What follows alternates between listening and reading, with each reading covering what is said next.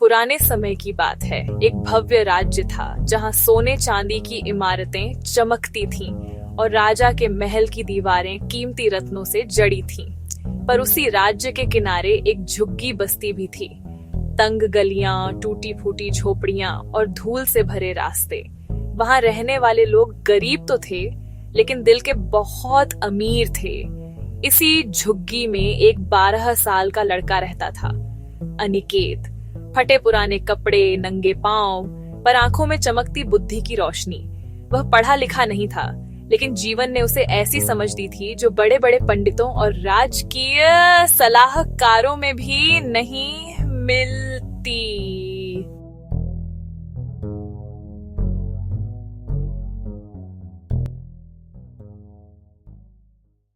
एक दिन महल में हलचल मच गई। राजा को दूर देश से एक अनमोल उपहार मिला, चांदी की घंटी।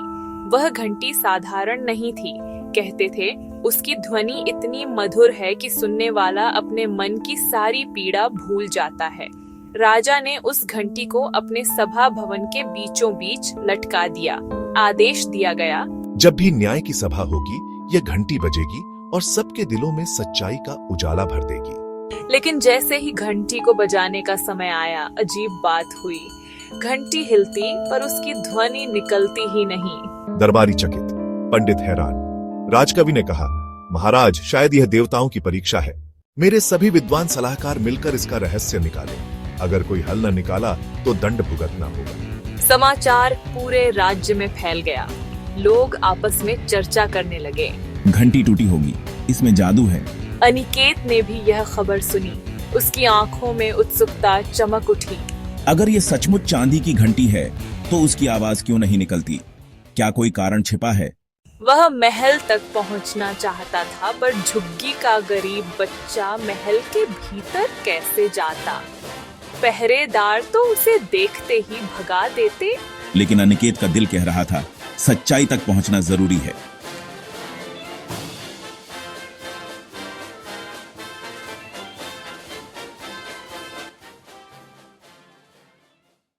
अगले दिन राजा ने दरबार बुलाया।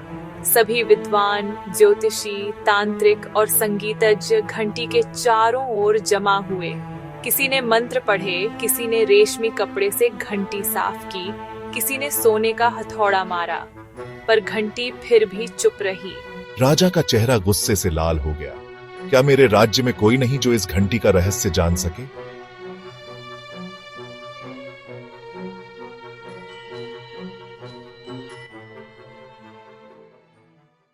झुग्गी में बैठे अनिकेत ने यह दृश्य सुना तो उसकी जिज्ञासा और बढ़ गई।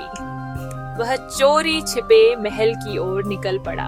रास्ते में उसे पहरेदारों ने रोका। अरे तू कौन है? कहाँ जा रहा है? मुझे घंटी का रहस्य देखना है। तू झुग्गी का बच्चा, जा खेल। लेकिन तभी राजमहल की खिड़की से रानी ने यह देखा। रानी बहुत दयालु थी। इसे भीतर आने दो। कभी कभी सच्चाई वहाँ मिलती है जहाँ हम लीस्ट एक्सपेक्ट करते हैं। अनिकेत को दरबार के बीच लाया गया। क्या यह मजाक है? राजा की सभा में झुग्गी का बच्चा। बच्चे, तू घंटी का रहस्य जानता है? महाराज, मैं नहीं जानता, पर देखना चाहता हूँ। शायद जवाब खुद घंटी ही दे। राजा ने अनुमति दी। अनिकेत घंटी के पास गया। उसने धीरे धीरे उसे छूकर देखा। घंटी ठंडी थी।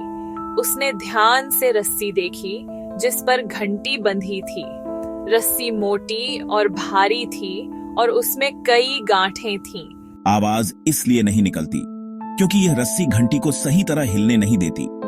जैसे किसी इंसान का गला बांध दो तो उसकी आवाज दब जाती है, वैसे ही इस घंटी की आवाज रस्सी में फंसी है।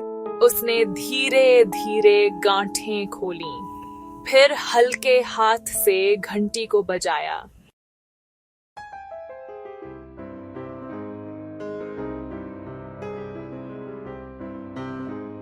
ऐसी मधुर ध्वनि गूंजी कि पूरा दरबार मंत्रमुग्ध हो गया।